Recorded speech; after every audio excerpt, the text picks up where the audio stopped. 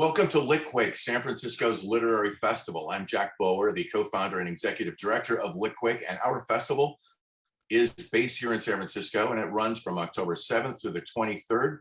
We are featuring virtual live events, virtual recorded events, live indoor events, and live outdoor events. You can catch all the details at litquake.org. This evening, we are honored to be able to present a virtual event discussion about the intersection of literature and artificial intelligence, and how AI can influence how we read and how we write. Many thanks to our co-presenters for this evening, City Lights Booksellers and Publishers, Gray Area, The Grid, and Goethe-Institut, San Francisco. A few quick orders of business before we begin. Don't forget to follow Litquake on Facebook, Twitter, and Instagram for the latest updates. You can also support everyone today by buying their books at the link we will post in the chat area from our good friends at City Lights Books. We also ask for your support of the Litquake organization to allow us to continue bringing you these events for free. We are a nonprofit based in one of the world's most expensive cities. And if you believe in keeping literature a key component of San Francisco's cultural landscape, please do consider dropping us a few dollars. Every bit helps. You can find us on Venmo or PayPal or directly at litquake.org. Thanks to all of you for tuning in. This event is sponsored.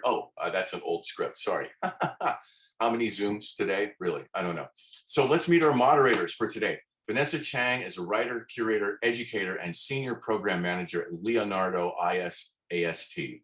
She holds a PhD in modern thought and literature from Stanford University, and she teaches at California College of the Arts. She has appeared on NPR's On the Media, State of the Art, Disability Visibility, and the Austrian radio program Repairing the Future. And her work has appeared in such venues as Art in America, Wired, Los Angeles Review of Books, and the National Endowment for the Arts. And Bettina Wodianka, who also helped curate this masterful program you're seeing tonight. She holds a PhD in media studies from the University of Basel and is cultural program curator at the Goethe-Institut, San Francisco. She studied theater science, literature science, and psychology at the LMU Munich. She also was a researcher at the Department of Media Studies at the University of Basel and a doctoral candidate in the Swiss National Science Foundation's Graduate Study Program. And without further ado, please take it away, Vanessa and Bettina. Thank you so much, Jack.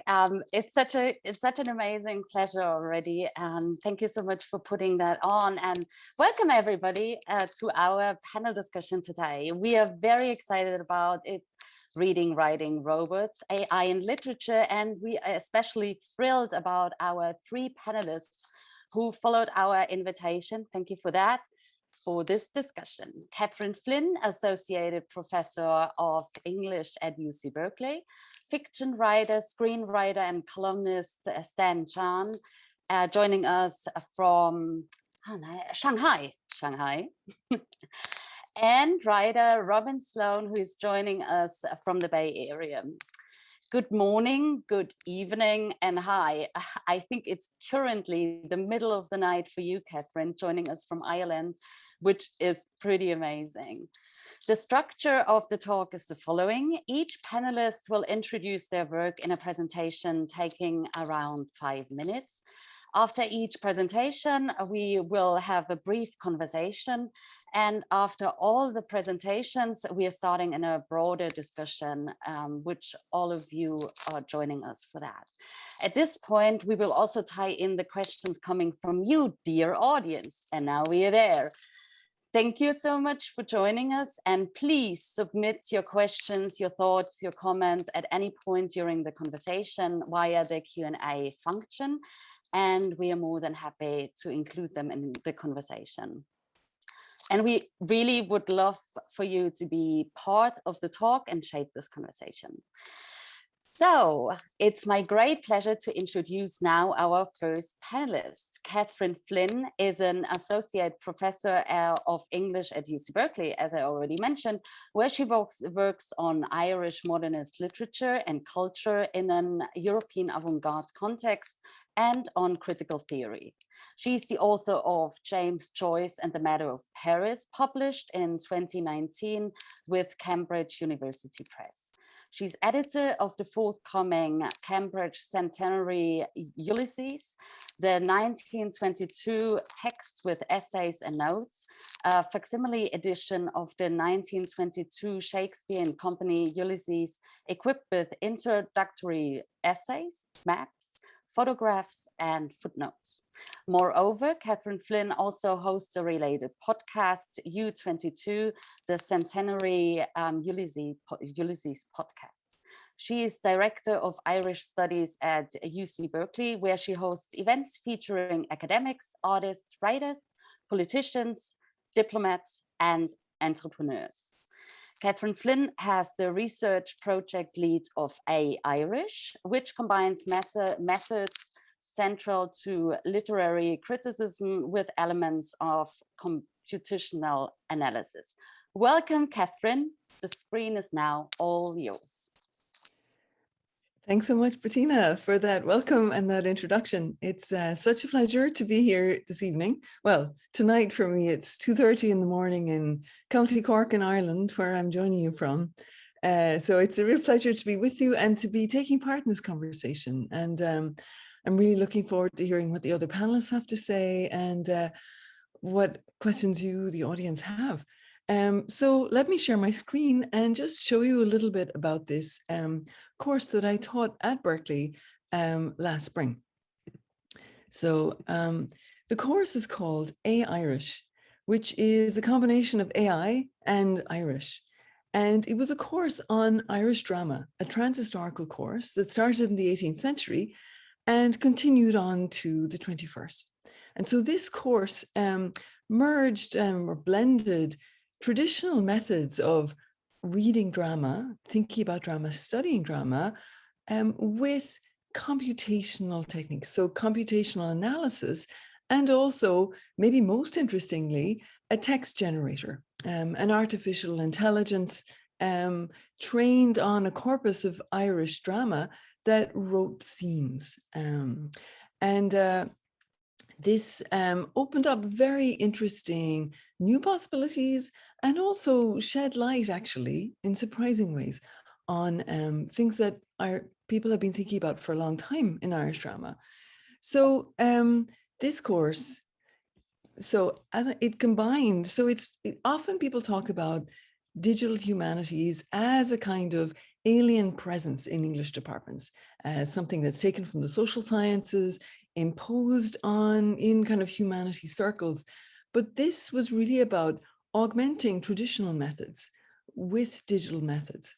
And so this, I think, is an ideal way to read. It opens up new dimensions that augment the ways that scholars and students usually approach texts, which is about reading them closely, thinking about their structures, reading them aloud, acting them out in person. This allowed us to think about larger trends in the plays that we were looking at, larger patterns, and also to think about what it's like to be a playwright working within the English language and thinking about how Irishness is constructed through language.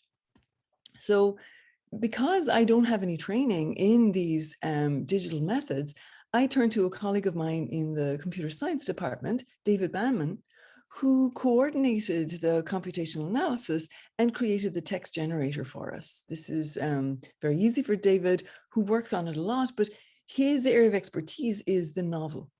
And so he created something similar to apply to plays. Now, we might think of drama as the last place you would want a text generator, the last place you would want artificial intelligence. Drama is perhaps the most embodied of the arts, the most immediate, the most unique. Each enactment of a play is really something once off, something that happens not just in an evening, but second by second. How can you bring these large scale approaches, these computational, quantitative approaches to study something like this? And of course, this is not what an audience experiences, what we're looking at. However, looking at the idea of words as reused phrases as reused, as recirculating, as recurring, allowed us to think about themes in Irish literature and Irish drama specifically to do with the reuse of language. And this speaks specifically to Ireland's history as a colony in the British Empire. Semi-colonial Ireland is, to adapt the title of a book, and to think about the English language in Ireland as something that was imposed on the country, something that Irish people adopted as a way of surviving, and that they were constantly, and still are, bending to their own interests and their own experiences. So James Joyce famously says, he famously has his character Stephen Dedalus say that the words of English are different in his mouth to an Englishman's. Ale, Christ, master, these all sound differently, and his soul frets, he says, in the shadow of this language.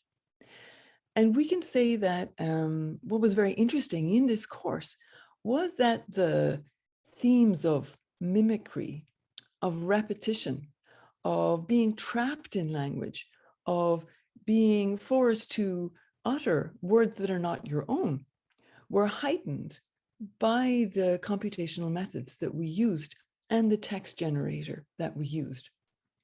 And so this course was really a transhistorical course, starting with the School for Scandal and ending with, by Richard Brinsley Sheridan, and ending with Enda Walsh's The Walworth Farce. And these are fantastic plays. I mean, it's an amazing tradition of drama. And what we saw is that these plays thematize all kinds of recirculation of language. So the School for Scandal is about gossips. It's about stories that are coined, that are artificial, and that recirculate nefariously and also comically.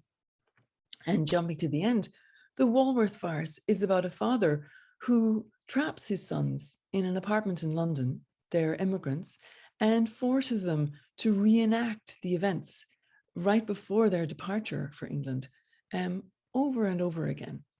So these are fascinating plays, and they were rendered even more fascinating by the digital means we brought to bear on them. Okay, so this is just an image that Sheridan produced for the first staging of the School for Scandal, just to give you a sense of the historical scope. And this is a shot from one of the better known stagings of the Walworth Farce by that great family of Irish actors, whose names are escaping me. I have to pardon my sleepy brain. It's past my bedtime. You know them all. Okay, but I'll remember in a minute. All right. So here is one of the new kinds of literacy, or an example of the kinds of texts that the students had to grapple with, in addition to the texts of the plays themselves. So this is the output of the computational analysis. And you'll see how in the various columns we have the titles of the plays, the playwrights, the years they were produced, the genre. And this is a kind of work in progress. This was the first iteration of the course. And these plays can be labeled in multiple ways. And then it gets into the sort of actual numbers of the average lengths of sentences, the average lengths of speeches, the average lengths of scenes. These are all numbers of words and of acts. And then the numbers of characters and the numbers of speeches by each character. And there's one other column that wouldn't fit on the screen, the number of words spoken per character. And so we get to see how these plays measure up against one another. We get to see how long they are in comparison to one another, and ask questions about, like, do plays get longer over time? Are characters more wordy in the 18th century than the 21st century? But also we get to compare within plays. Are some characters, obviously some characters speak more than others. Which ones are they? Are they men or women? How long are their speeches? Are there particular speeches that are extremely long that make up the bulk of what someone says? So they say relatively few speeches, but actually utter many words. And so this opens up possibilities of studying plays according to gender, and various, configuring them in various ways. This I've led to some very surprising discoveries that characters that seem marginal are in fact central, and vice versa. Okay, so this was one way that the students had to develop a new kind of literacy, looking at spreadsheets like this and turning these numbers into interpretations. And this, I think, really is a skill. There's something kind of baffling or off-putting initially to students in the humanities, to something like this. But it turns out to yield very useful evidence for them, as they develop arguments about particular plays and comparisons between plays. So the final assignment in the course was to produce a play themselves, a short play of 1 or 2 scenes. And this play would combine 3 things. So lines composed by the text generator, lines from plays on the syllabus, and lines of the student's own devising. So, and those lines, the student would also write stage directions, for example, and the various kind of labels that go along with a play script, act 1, scene 1, etc. Speaker tags. And this really energized the students. It actually really opened up the plays to them in new ways, and also the question of the constructedness of Irishness. This, I think, was sort of theoretical in a kind of negative sense. Then it was kind of the question became really alive when they were the ones deploying language. And I think if they'd been asked to write a play themselves, just out of their own heads, they would have given up. They would have felt this was impossible. But to work between and around these 2 sources of language, the plays on the syllabus and the text, the products of the text generator, really activated them. And it sort of took their own sort of, let's say, egos, or let's say self-consciousness, out of the question, and allowed them out of the spotlight, and allowed them to be very creative. So let me show you very quickly what those plays looked like. So to take the example of the play written by one student, Lucia Salazar, here she is. So we're not doing video tonight, so I'm just showing you a still. And this is a screen share she made while she was reading out her play. And so the uncolored text is text of her devising. The green are quotations taken from plays in the syllabus, and the yellow is text generated by the text generator. And so these combine extremely interestingly. So the text generator was trained on all of the Irish plays that we could find, so about 300 Irish plays. And it produced lines that really did sound like Irish drama. They were really comic at times, and also kind of pathetic at times. It was very, very interesting to see how the text generator reformulated the words of this corpus. So for example, this line here, why do you so? She named the characters in her play after characters in plays on the syllabus. And this character, Billy, says, why do you speak like this? When you speak, you shake this heart. You shake this heart with 10 men. You shake this heart. Okay, let me read that again. Why do you speak like that? When you speak, you shake this heart with 10 men. You shake this heart. So this is fabricated by artificial intelligence. In some way, it's a kind of nonsense. In other ways, there's a kind of poetic license that lends this text-generated script pathos, and within the context takes on a kind of resonance that really works. Sorry, that's my dog groaning in the background there, if you can hear him. And then Lucia deployed with great skill lines from existing plays around these text-generated lines, these AI-generated lines. So, Okay, I think that's basically what I have to say to you, and I'll be really happy to talk more about this in Q&A.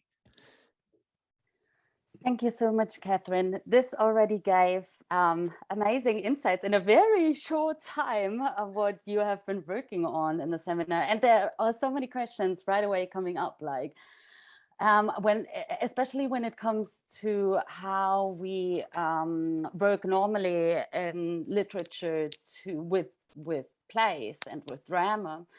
And I was wondering, when it comes to, for example, something like hopping to the first part of your presentation, when it comes to things like genres, then I think that's very interesting because, well, there might be a good way before the 20th century to do so. But I can also, I'm also wondering, when it comes to the 20th century, that when it comes to genres, that it gets already kind of tricky with it. Yeah. Yeah, it really does. I mean, you know, I think that a genre is always a complex term. You know, plays always defy the genres that they're placed in. And Irish plays often are tonally quite complex, that they're often tragicomic, actually. They move between scenes of suffering and humor, or they overlay one on the other. And this is one way that computational analysis can help us actually in teasing these threads apart and showing how they combine by searching for specific words, for example. This is all about how we would want to train the analysis, what we would ask it to search for. And this could, oh, your beads. It was like a fire. It's like a logs crackling. This, you know, searching for words to do with expressions of emotion, like laughing, crying, sighing, you know, shouting. All of these can help us approach in new ways something as kind of ephemeral as tone, and allow us to access things that the audience doesn't the audience doesn't hear, say stage directions, to think about. And there's also, you know, other ways of extending this into studying actual performance. And this has been done, you know, where people record performances and, you know, the level of audience reaction, laughter, applause, etc. So the idea of looking at genre is really fascinating.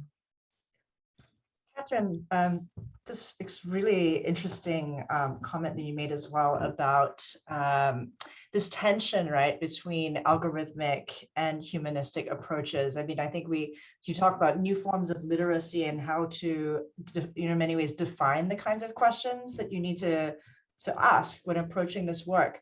And so, you know, it's interesting when people talk about the digital humanities, there's always this kind of fear of displacement of traditional humanistic approaches. I wonder if you could talk a bit about the way in which traditional forms of literacy inform the questions that you ask. You touch upon that a little bit in genre, but how do you articulate whether you're asking a question about tone or asking a question about character relationships, or, you know, about finding new ways to center different characters? Like, what are the cues or the clues in particular texts that guide you to those computational approaches?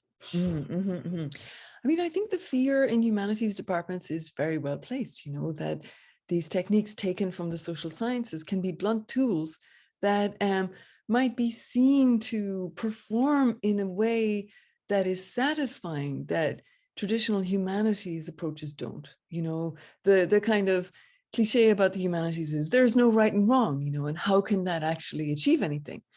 But, you know, these computational analyses can be very blunt tools. And so a training in the humanities, an understanding of, say, historical and literary historical context allows questions to be framed that deploy these tools in more and more interesting ways. And so it, you know, they really do augment one another, or they it's essential to have an understanding of the issues in drama, the issues facing actors, the issues facing playwrights, the issues facing members of the audience, and as well as the characters themselves in a play. And that there is no limit actually to the questions that can be asked. The struggle is to ask better and better questions. Yeah. And that's the really fascinating challenge. Thank you so much. That's already like opening up so many aspects. And before we go into other details, I would now introduce our second panelist. And we had to kind of, I'm sorry, but we had to kind of turn it around. And I would now introduce Robin Sloan. And yeah, we are very excited about having you on the panel, Robin. Robin Sloan grew up near Detroit and went to school at Michigan State University. For many years, he worked at the intersection of media and technology, first at the Goethe-Institut in St. Petersburg, Florida, and then Current TV at Current TV and Twitter, both in San Francisco. His first novel, Mr. Penumbra's 24-Hour Bookstore, was a New York Times bestseller, translated into more than 20 languages. George Saunders called the book a tour de France. I had to say that rest of the sentence because I so much love it. And Robin kindly requests that no one say anything else about any of his writing ever. With his partner, Catherine Jan, I hope I pronounced it right, Robin produces California extra virgin olive oil under the label Fat Gold. His latest novel, Sourdough, was published in 2017. We are honored having you, Robin. The screen is all yours. Well, thank you so much, Bettina. I appreciated the sort of comic pause after St. Petersburg. I think I'm going to start saying it that way myself. Yes, I worked for 2 years in St. Petersburg, Florida. So thank you, everyone, for tuning in, and thank you to the organizers. I mean, this is an absolute dream team of San Francisco culture. So I'll just chip in my little piece here, and then I'm very eager to get to questions and conversation and that kind of ping-ponging fun.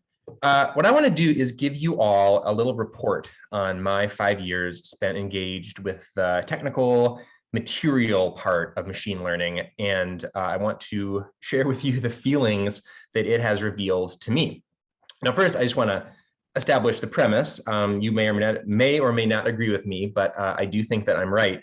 All art and culture making is technical, is deeply technical. I think this is more obvious in the case of, visual art or music, because we think of things like the chemistry of paint or the engineering of musical instruments. But of course, it's also true for writing as well. The industrial pageant of printing, all the things that go into theater, as we just saw from Catherine's presentation. And everything, all up and down the stack of kind of writing and script and the way that we make and consume symbols on various media. I want to give you an example that kind of sets up my machine learning experience. This one is much simpler, but it's on my mind because it just happened to me last month. I think it connects to this very deeply. I love typography and lettering. I know a lot about the history and theory and practice of those things. I've been, sort of reading about them and just immersed in those worlds for many years. I especially love calligraphy, the old black letter forms, the weird bold script that you find in medieval manuscripts. But through all these years of being interested in it and loving those shapes, I had never tried to draw them myself. I had never actually held a flat-edged calligraphy pen. So about a month ago, I bought a couple, just these cheap little $5 Pilot parallel pens. And I learned immediately in the first 15 minutes that you cannot produce the standard black letter forms as a left-handed person. I mean, just in terms of the basic geometry, the way you hold your body and kind of curl your arm, it doesn't work. I couldn't believe it. I was incredulous. Like, great, another way in which we lefties are oppressed under righty hegemony. Now, could someone, some calligraphy expert, have told me this about the left-handed thing, about this limitation? Of course. Would I ever have thought to ask them about that? No way. And for me, the analogy here is precise. There are things you learn only when you hold the tool in your hand and when you actually try to do the work yourself. So I personally have been holding the tool of machine learning in my hand, using it to make all sorts of media, including text, writing, for about 5 years now. And my report to you is that this experience pulls you in two different directions. One, it is absolutely a disenchantment. You realize very quickly that artificial intelligence is not intelligent, not at all. It's statistical, that's it. Although it is a kind of oceanic statistics. This, by the way, is why I've become very persnickety about calling it machine learning, ML, rather than artificial intelligence, AI. At the same time, I mean, truly, just in lockstep parallel course with the disenchantment, these techniques, these vast statistics, they are amazing. I mean, these systems can produce real beauty and surprise, and they do it for you specifically, they do it with you specifically. So it's not the sort of abstract wow of, wow, this technology is going to change our lives. Not at all. Instead, it's this very close-in wow of like, wow, that is really beautiful. And these systems often, I mean, usually become these like fountains of beauty and surprise. And it really tends to transform anyone using them, whether they like it or not, into a curator like Vanessa or Bettina. And that's something sort of deep and actually quite fraught that we can talk about later, but that's the feeling to encapsulate it. And there's one more. This one is a little subtler than those first two big reactions, but ultimately this one to me is actually the most powerful, really the most inescapable. 5 years in, I think the key machine learning feeling is ghostliness. And I know I'm supposedly talking about the technical and the material here, but oh well, because ML work is basically divination. It's conjuring. It's necromancy for sure. And there's also lots of alchemy, all these secret recipes traded back and forth. And I just always have to insist when I say this to people that I don't mean those words like fancifully or metaphorically. I really mean them basically, literally. Now, of course, a lot of this ghostliness comes from the sort of real ghosts in the training data. All of these techniques, there's maybe an exception here or there, but they're really, really rare. Otherwise, all these techniques, they rely on training data, gobs of it. So whether that is petabytes of text that's been scraped from the web, or it's a collection of thousands of old books or hundreds of Irish stage plays, there are always people curled up in that training data. And some fraction of those people are dead. Here's your PSA as a living person. Odds are very good that if you watching this have published anything on the internet, especially on the website Reddit, in the last 10 years, you are in the current state-of-the-art language model, which is called GPT-3, and it was developed in San Francisco by the organization called OpenAI. Truly, your comment about a Marvel movie or your recommendation of like how to sort of amend a soup recipe, it helped teach this really majestic system how to string words together. Now, personally, I think that knowledge should give you a little shiver. And truly, a system like GPT-3, state of the art today, costs millions of dollars in computer time, to say nothing of the human time to train and produce and deploy it. Of course, it's technical, it's material, it's mathematical, it's computational, and it is also uncanny.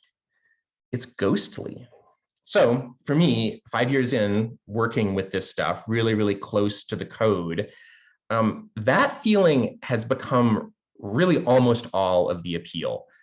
I mean, after all, who doesn't want to play around with ghosts? That's it from me. Wow, thank you, Robin. Lots to chew on there.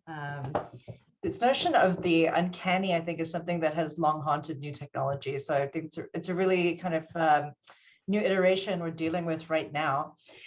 I think what's really interesting about what you said as well is this tension that you described between the close in wow, right? Mm-hmm. This really individual, like, oh, this is me, it's for me. But this really collective wow as well. I mean, when we're talking about Reddit, we're talking about a lot of people there. So, you know, how might you describe that tension, right, between this individual, quite intimate work that you're describing, working with machine learning, and a model like GPT-3 that is drawing in these massive collected corpuses of data that, you know, aren't always highly literary in nature. They're coming from what are often very colloquial, collective, mundane kind of sources. Yeah, well, you know, I'll tell you, this is maybe not exactly a like perfectly on target answer to your question, but it makes me think of a change that has happened, and many people kind of in my level, which is to say, you know, not an AI professional practitioner, also not a person just reading about it in the New York Times, like, oh, they say it's really, you know, making great strides. But someone in this middle layer, a sort of very engaged enthusiast, something has actually changed a lot in just the last few years. And I don't have a really dialed in opinion about what it means, but I have noticed it. And here's the change. When I started 5 years ago, really the fun of the approach is that you would get this code, you know, that some super smart academic would have posted on the internet for anyone to use, you know, that sort of defined the architecture of the then state-of-the-art AI model. And of course, they would often release a training set, a model, you know, a set of these sort of neural network weights that maybe they had trained on Shakespeare, you know, or something, or something really generic. A bunch of Wikipedia articles was like a very common sort of test case. But then you, as like a very creative person, of course, you would immediately take the code and you would point it at a different corpus of your own devising. And I've done a bunch of these to great effect. Old mid-century sci-fi stories, classic fantasy novels, the ones I loved in my youth. Those mid-century sci-fi stories mixed with Supreme Court opinion text. So we teach the AI, the ML, excuse me, to sort of speak in like sci-fi legalese. Super fun. For me, very much the soul of the endeavor for many years. Today in 2021, at least on the frontier of ML, at the state of the art, that's no longer possible. And that's both because the size of the training sets required and also just the amount of compute, literally the number of chips required to train and produce these big models successfully is beyond the reach of an individual, you know, or an artist. And in some cases, even beyond the reach of a university. So, I mean, there's whatever, we could talk a lot about what that means, but there is a real tension there between the personal and the artistic and the, you could say, social and the sort of cosmic. Great, thank you. I also wanted to address a question that's just come up from someone in the audience, responding to a point that you made, which says, how is machine learning alchemy? It's absolutely literal programming based on a pool of data. Breakthrough tech always appears to be magic until it's understood and accepted. It may be uncanny, but I don't understand how you could say it is magic. Oh, beautiful. Thank you so much. I thank you for the question. It's a great question, first of all. I mean, it's a great, sharp question. I actually think of all the sort of words I use and sort of terms I invoke, alchemy is the one that is the most just literally descriptive and true. And here's the reason. In all these AI systems, you know, as we've been discussing, as I think many people know, they learn a lot. They get a lot of their knowledge about the world from these training sets. But there's also other things that have to be defined. In the kind of world of AI and machine learning, those are often called hyperparameters. And all that means is like a programmer somewhere said, well, I think the number of, times we should go through this training data before we change this number should be 300. And somebody else says, how about 400? And they say 400 could work. And the truth is, even at the highest levels, and of course there's other stuff too. There's this stuff about sort of questions about the architecture of these models, how you build them, how you stack different layers together. And it is simply the case. I think a lot of AI practitioners are really annoyed by this, and they would like to get beyond this, and maybe they will. But for the moment, there are a lot of those magic numbers and those architectures that just work, and they don't know why.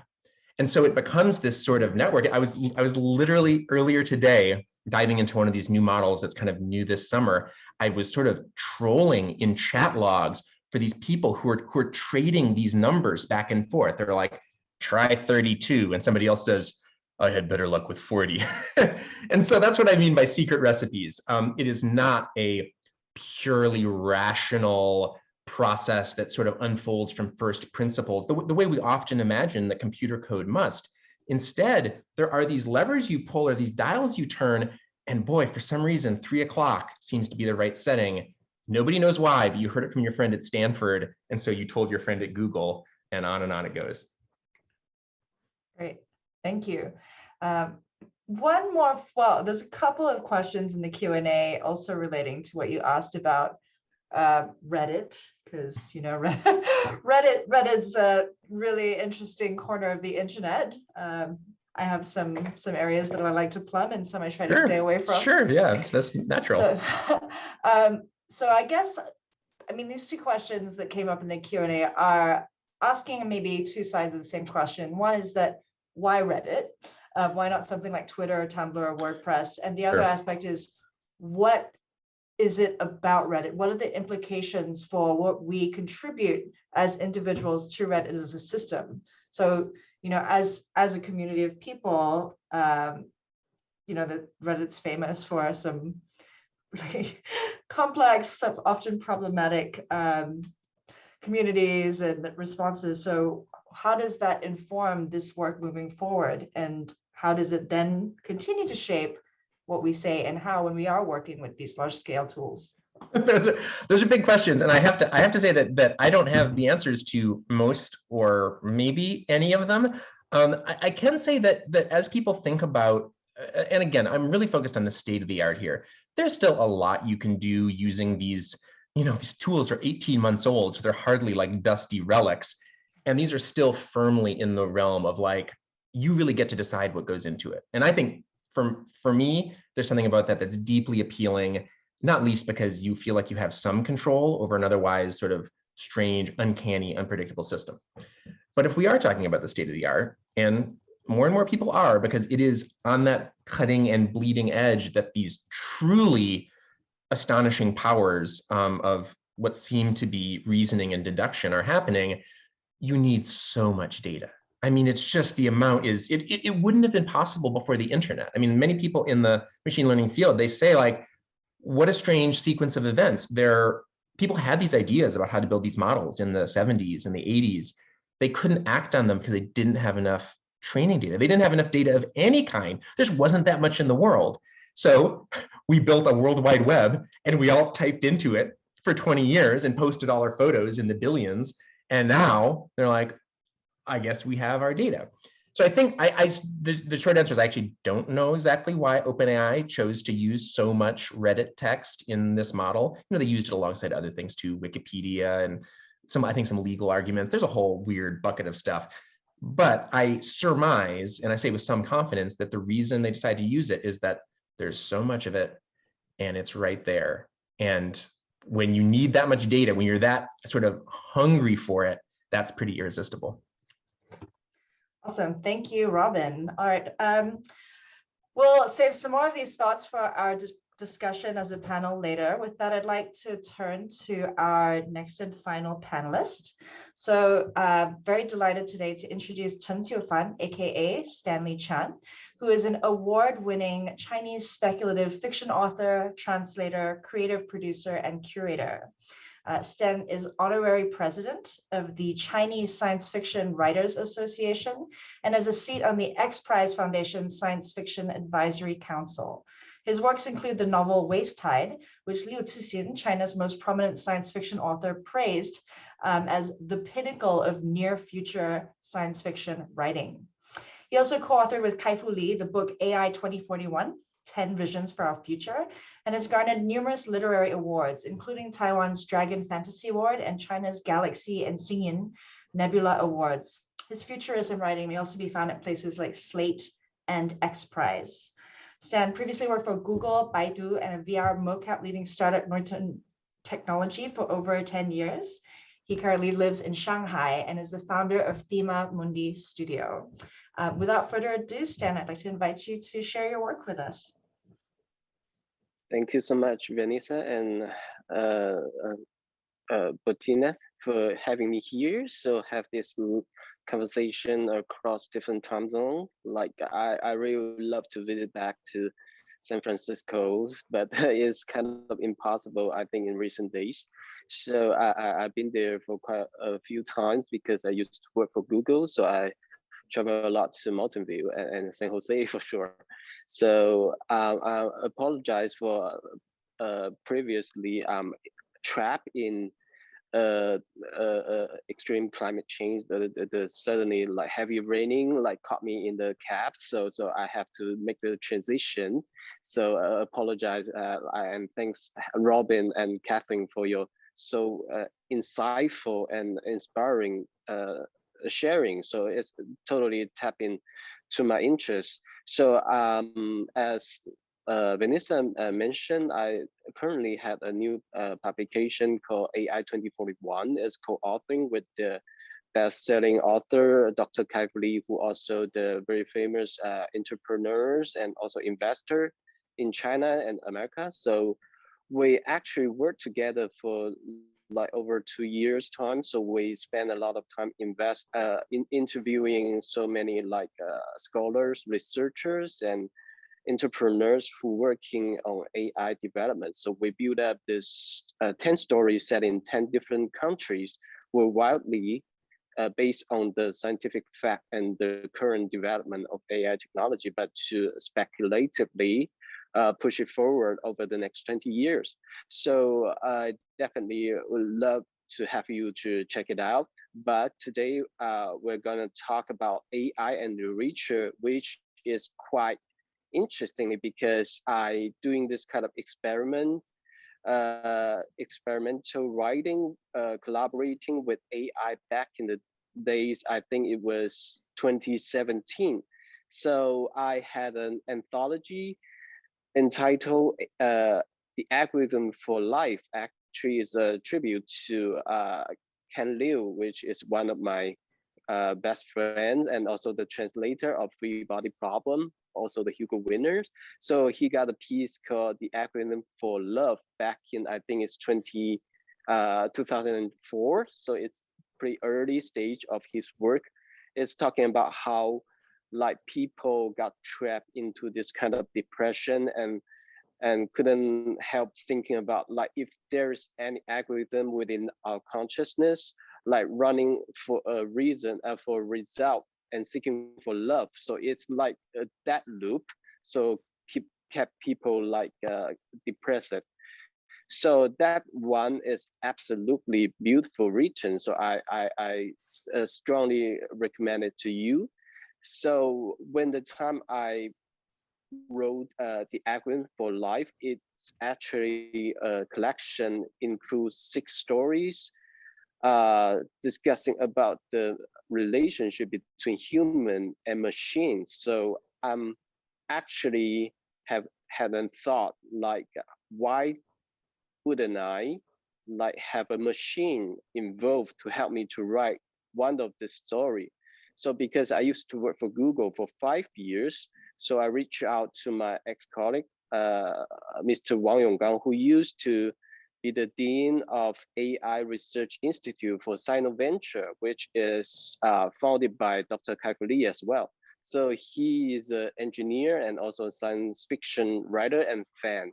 So he said, okay, I can build up model for you. So back in the days, we only use CNN and LSTN, which is like put down from GitHub. It's quite a simple model.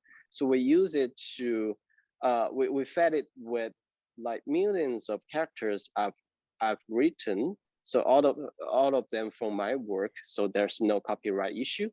So we come up with this kind of like Chen Quifan 2.0. So it can automatically trigger by some keywords and with some background settings, and it can give you some pretty murmuring and avant-garde, maybe a James Joyce style paragraph. So it makes no sense at all, actually. So, but I think it's quite interesting, actually. So I'm thinking about how could I create this kind of context around it, around this like crazy, insane paragraphs to make it comprehensible for the readers. So that means the machine, the algorithm is not enslaved by me, but the other way, the opposite. I'm enslaved by the machine. I have to create something around it to make it like comprehensible. So afterward, I built up several stories. Some of them had already been translated into English. One is called State of Trance. Is collected in one of the anthology called The Book of Shanghai, which was published by a British press called Comma Press last year.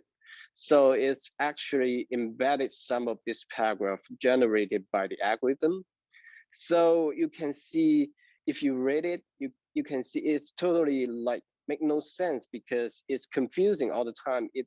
It couldn't tell which character is which, what's the relationship between them, and what's the right order to put in all these words. But somehow it creates this kind of very mystical estrangement of aesthetical like style. So I think it's a good starting point. So before that, I didn't think about like how people can collaborate with machine, in which way, in what kind of like outcome. But afterward, I'm really thinking about it, not only about the authorship, because the data set, like the training set you fed it, is all from internet. So there must be some authors out there, and also the algorithm. Maybe you put some codes from GitHub. There's some other authors out there as well. So there are so many authorship issues around this question. So I start to consult the legal team. It's like, how we gonna identify this so-called experiment? They told me, oh, okay, now it's a great zone, so you can do whatever you want, but make sure you put the name of the AI as well as yours together as the author. So I did it. So I put the name of the AI together with me on all this publication, on magazines, on websites, on web page, whatsoever, to make sure people get aware of this is the work co-author from me and the machine.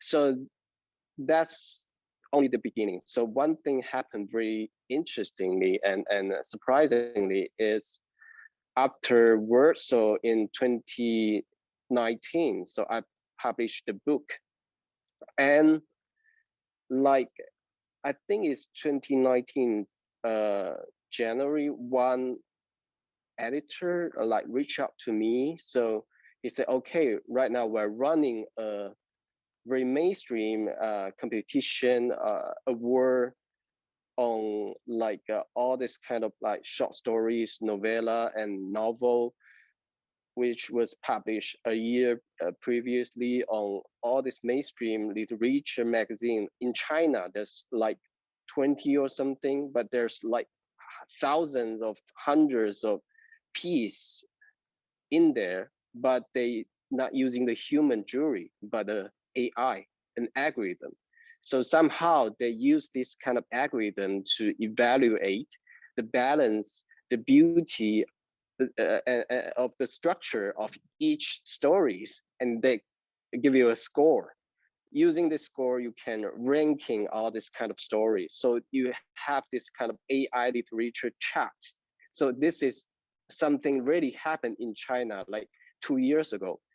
And actually it was organized by a very official institute in Shanghai. So it's literally the official Shanghai Literature Association is back it up. So they told me, okay, you know what? So we're running all this like 800 of short stories, like published on across different medias. We fed it into the algorithm, and at the very first beginning, the machine told them, Mr. Mo Yan, the Nobel Prize winner on literature, got the first praise. They think, okay, it works, right? Because he's the one who won the Nobel Prize. It gonna be right? But at the very deadline of the day, they got another submission from another magazine in Shanghai. So surprisingly, the machine picked up another piece, which is 0.0001 top of the piece from Mr. Mo Yan. So it was from me. So it's the state of chance. And nevertheless, it's not surprisingly like the algorithm think my writing is better than a Nobel Prize winner, but I using AI to co-create a paragraph, several paragraphs in this piece. So one AI somehow out of reason, like selects the work from another AI as the top of all stories written by Chinese authors in the previous year. So it's so science fictional, it's crazy, it's insane, right? So I couldn't believe it when I first heard of it, but it turned out to be true. They gave me this award. So that's maybe the only chance I can beat the Nobel Prize winner in my whole life. So I can repeat this story, never get tired of it. So I think that's one thing very bizarre and very odd happened during this process when I using AI as a collaborator in my writing career. So I think also last year we started using GPT-2, yes, because GPT-3 is still not available in Chinese market. So it's very limited assets for Chinese authors and Chinese, entities. So we're actually using GPT-2 to study all this material across Chinese internet, not on Reddit for sure. So we got not as huge as GPT-3, but I think it's like 60 billion parameters in total. And we have this kind of like pre-training model, and we fine-tuning it with all this kind of science fiction in Chinese. So we got this model more advanced, more smooth on writing science fiction. So I started using this upgraded algorithm to help me to write. So it's surprisingly good, actually. So right now I start to create a series of short stories, which is, I wouldn't give it pretty much a very in-depth thought, but just throw in some random sentence or words. And sometimes I use I Ching, I Ching, so you can play around with these symbols, and it's like lucky draw. You can pick up with some image and with some explanation. So I put those words in there, so it can generate something. So surprisingly, it gives us some expectation.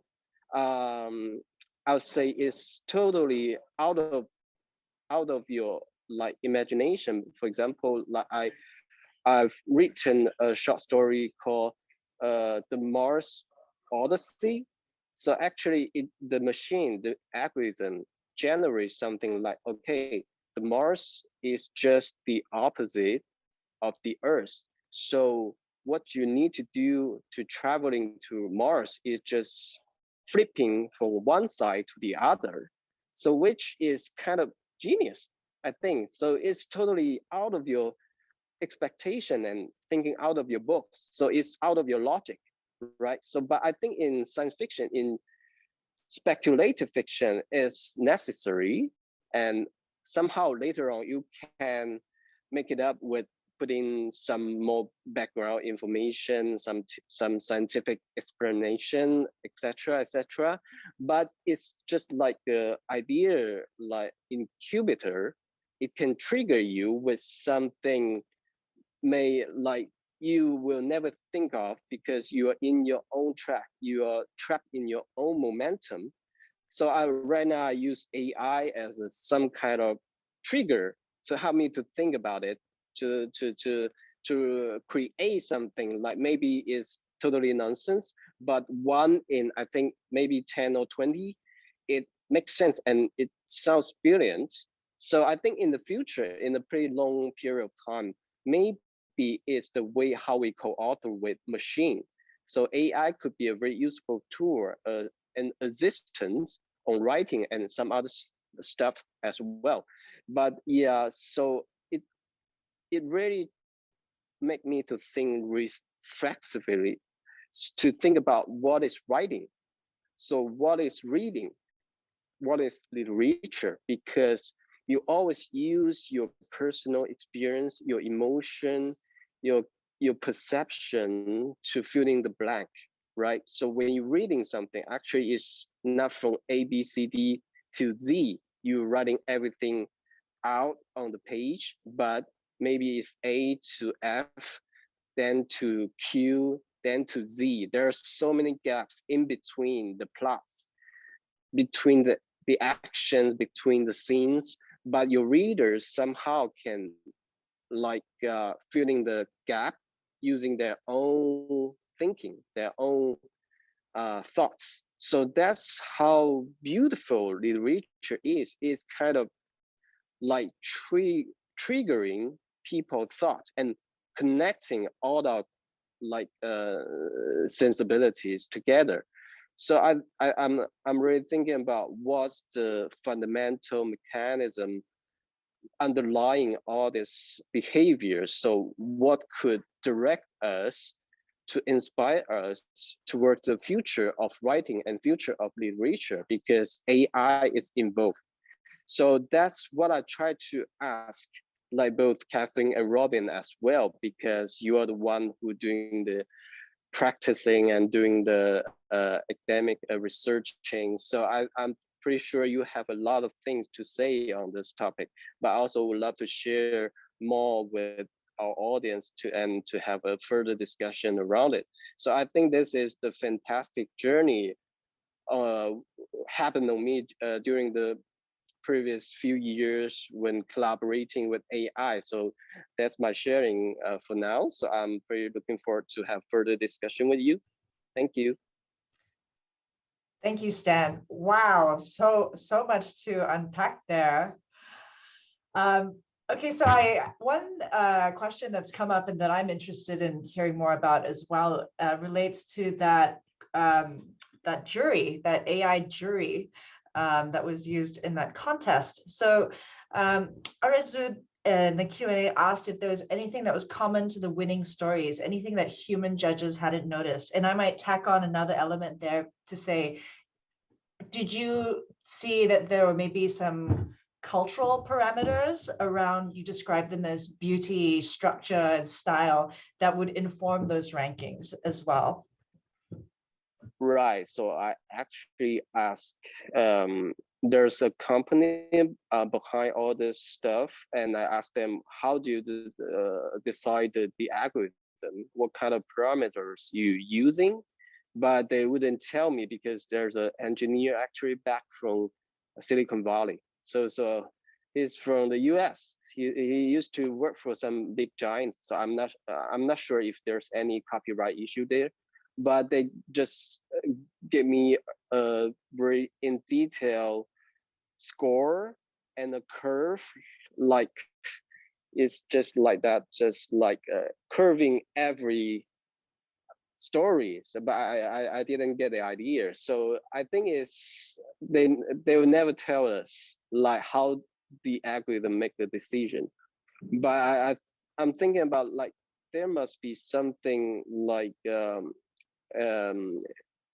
interverm from human, because it's like the engineers, they're human, right? And there must be some preference from the one who make the decision to pick up, okay, this looks more beautiful than others, right? So there's human decisions there. So the decision might definitely influence the algorithm created by the engineer. So I'm thinking about it's a totally complex feedback loop. So, but I'm not sure. So the outcome might be totally random, but it, yeah, it just like picked me up. So I'm not sure what's the coincidence or synchronicity behind this, but it's supposed to be have some meaning behind it. That's so incredibly interesting. What comes, what many different aspects are already in the room. And I'm like wondering, like one thing, like I would love Robin and also Catherine having like reacting to that. But before we come to that, I'm also wondering when it comes to that gap, also I feel there is, when it comes to AI and when it comes to all these utopian ideas and also dystopian ideas, and when it comes to future of writing and what literature in that regards mean, I think there is also a very interesting point for me what the science fiction writing in particular can do about that in a way. You're also writing about that in your introduction for AI 2041. About we can just imagine or we can create a future as soon as we imagine a future, how that could look like.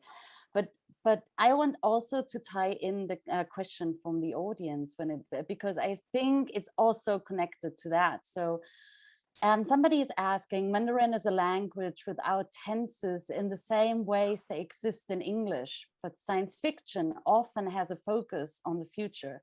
How does an AI in Mandarin grapple with these two states? And on a similar note, how would being bilingual, sorry, my English pronunciation, further the exploration of science fiction literature through AI? That's a lot. Right. Sorry. Yeah. So first of all, yes, like Chinese language, like Mandarin, we don't have the tense here. So I think it also reflecting on the outcome generated by AI. So it's like always mixed up with the past tense and the present and the future tense. So it's sometimes you need to figure out what's the really sequel of the events and the actions, and as well as the character. So I think it's not very good at like distinguish who is who. So it always mixed up, like I beat I, and I go out to meet I. So it's very common to see. So I think there's something lack of out there in the process of training AI with feeding all this kind of data, because the relationship, the typology of subjectivity and objectivities is not there, or is maybe it's too complex for AI, for the current algorithm to learn from it. So I think there's still way to go until it can really generate something comprehensible and nuanced enough to describe the status of like human emotions and relationship dynamic. So not for now, for sure.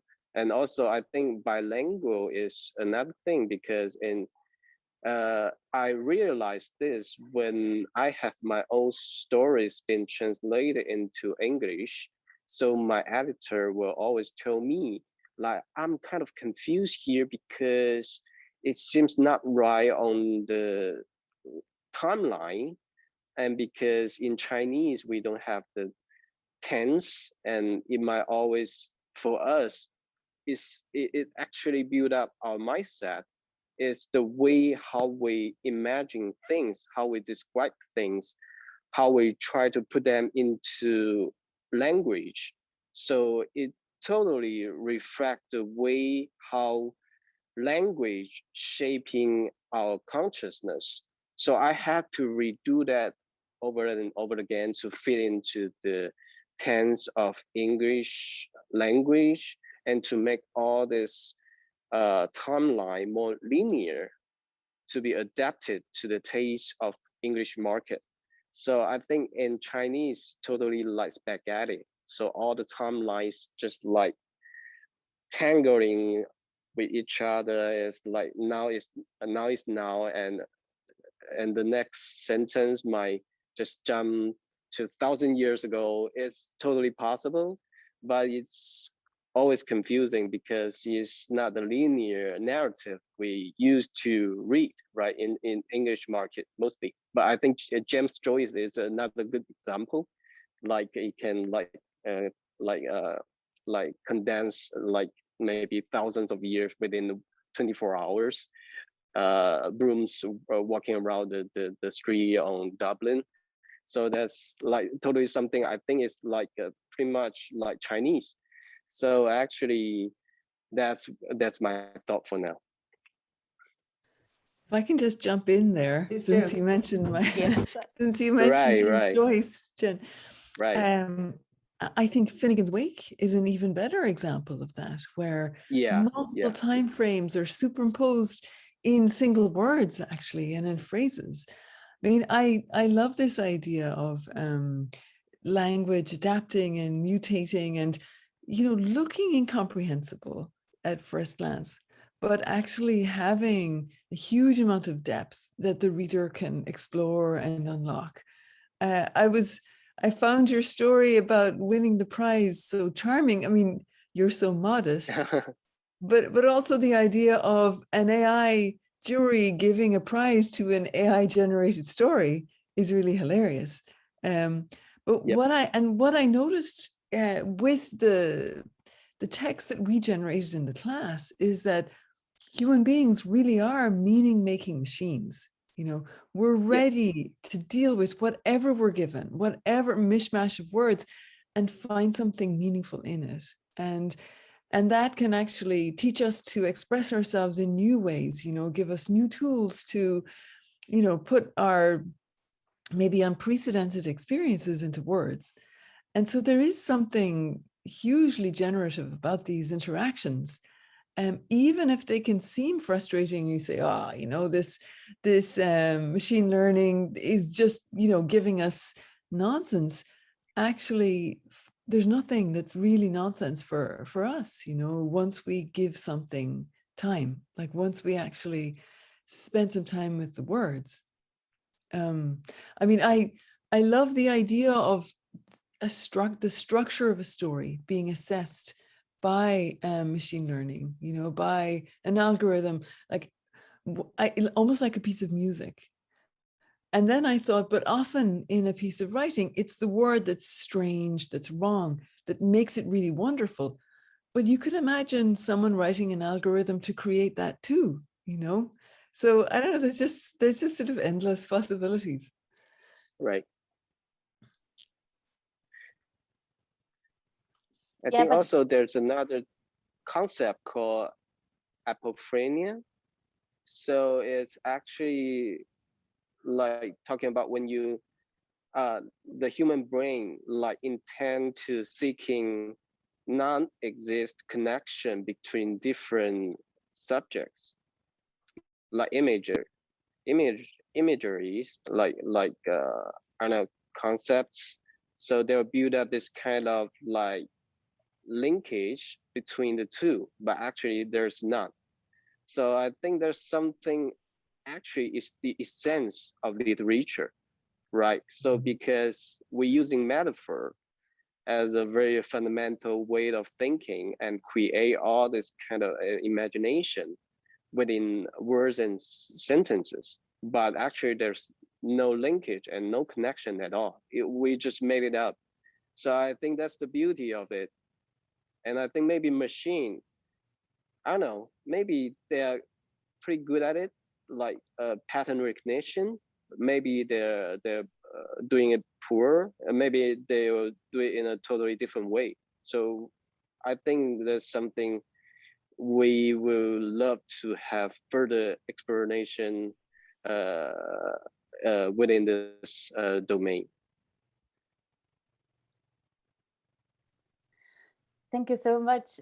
Let's also bring Robin in, because when you talk, Catherine, about that these interactions between a machine and humans and the meaning-making machine, I had to directly think of one thing I read by you, Robin, that writing with the machine, or the interaction, you described it as writing with a deranged but very well-read parrot on your shoulder. Right. Yeah. You know, it's this has come up sort of obliquely in some of our conversations here, and also someone I noticed in the Q&A raises a point about the literal interaction with these systems. Like, what is it like to write with them and to work with them? And people should know, I think especially writers in the audience should know, that is one of the areas of, I think, most active and exciting development right now. For many years, the way you interacted with a machine learning model was, I think, as people imagine it, like, you know, the command line and like white text on a black screen, and you type some commands and wait a few minutes, and then it kind of spews things out, which is fine, you know, in the early days. But the question is, what should it really feel like? Like, how should it really operate? And so my contribution, such as it was several years ago, was to make what I think is the first text editor. It was a plugin for a text editor that a lot of people use for programming, but you could just as easily write a short story in it. And I created a plugin that was linked to one of these models, one of the ones that I had trained myself on science fiction stories, just like Stan. And how can you not train your first AI model on science fiction stories? And the trick was that you could be typing along, and when you press the tab key, that was like the magic invocation, or maybe it's like throwing a peanut, you know, to your parrot, because suddenly the AI would leap in. It would read the last, you know, 64 or 96 characters of what you had written. Actually, not a lot in terms of writing context, but still enough to establish sort of the rhythm of a sentence. And then it would provide a completion right there. You didn't have to go somewhere else. You didn't have to bomb out to some weird computer program. It was right there in the window where you're writing. And even more importantly, crucially, from my point of view, it wasn't just one possibility. It was like a dozen, or sometimes even more. I would have it load up, you know, 50, and you could use your little arrow keys and sort of cycle through them. It was a very strange experience seeing the possible end of a sentence sort of just flicker before you, and you'd be like, nope, nope, nope, nope, nope, that's weird. Oh, that's possibly, you know, offensive. Tell me more about the 7 moons of Quendor, you know, or whatever it was. And it turned out to be an interesting and certainly more humane way to kind of have an ongoing conversation and negotiation with that model. And now, you know, that was an experiment, kind of a prototype years ago, and now there's whole companies that are trying to build little applications that do something like that for writers.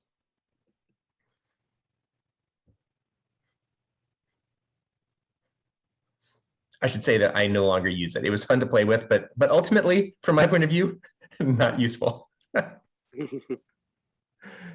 Totally.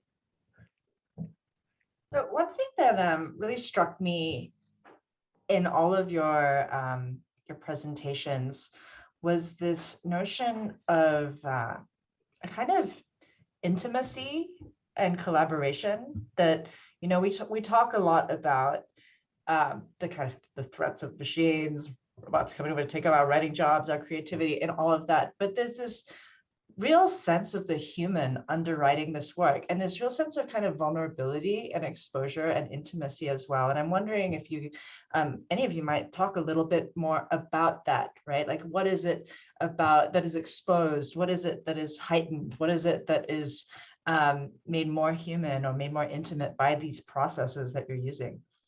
Well, I'll just chip in very briefly to start us off. That one of the things, especially when you're rigging it up yourself, when you're not using a big gleaming website that offers these services, but you're trying to kind of patch it together, you just come to understand instantly how fragile and like wonky and sort of like, help me, these machine learning systems are. They really are still, even now in 2021, the stuff that comes fresh out of the academic workshops, and even from the big companies like Google and Facebook, whatever, it's kind of like wired together with like rubber bands and like a little bit of chewing gum.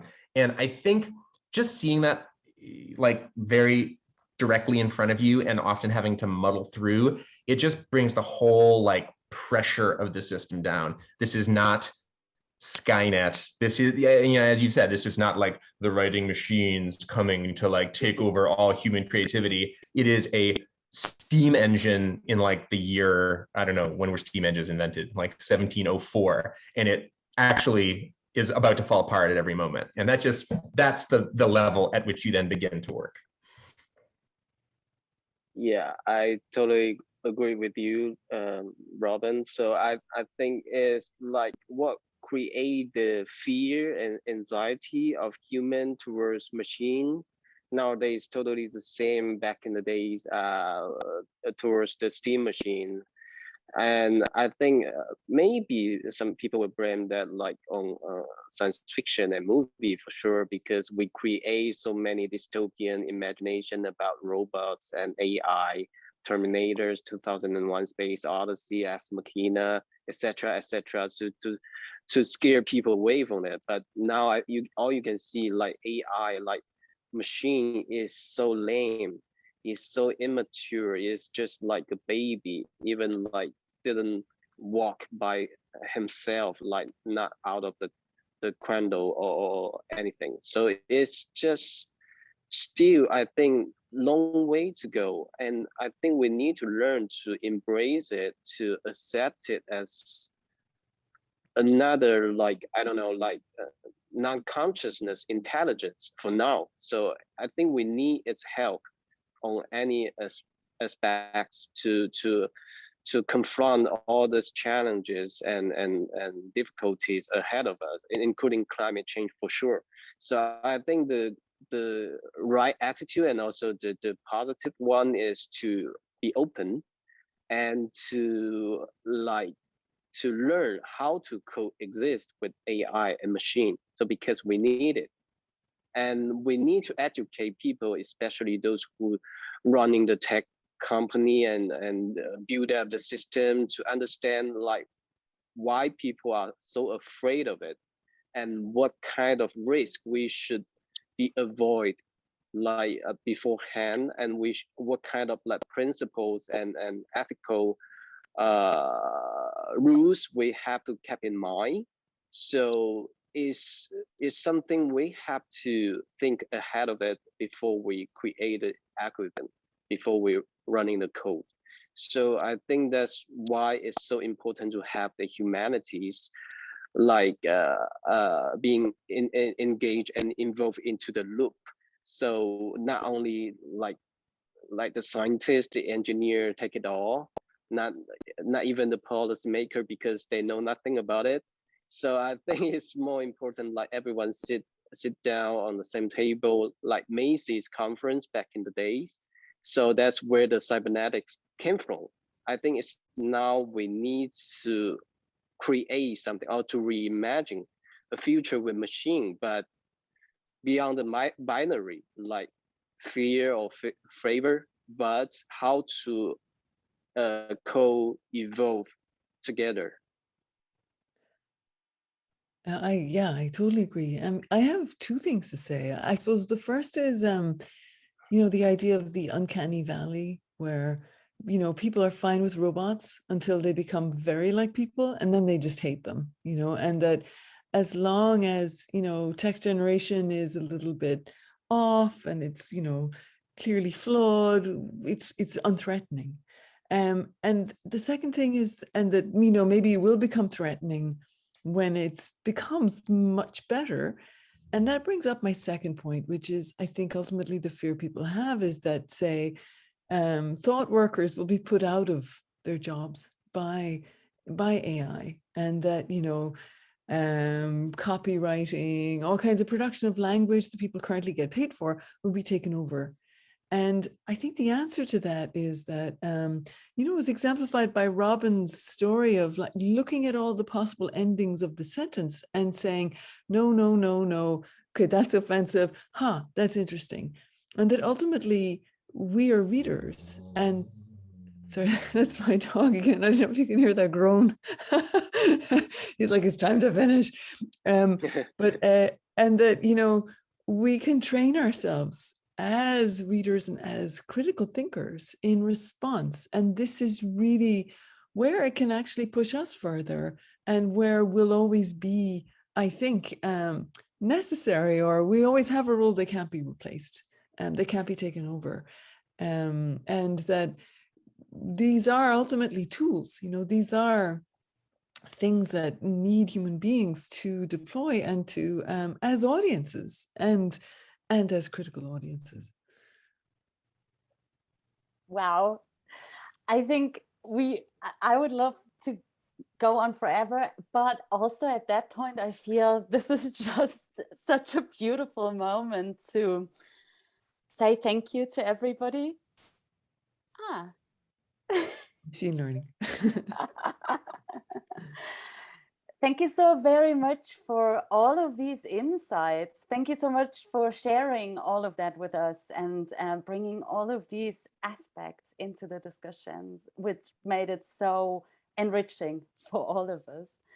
And also thank you, Vanessa, for the moderation, and thanks to the audience for being like really actively shaping this conversation. That was a great pleasure. And does anybody has to say something at that point? Otherwise, I would call in Jack to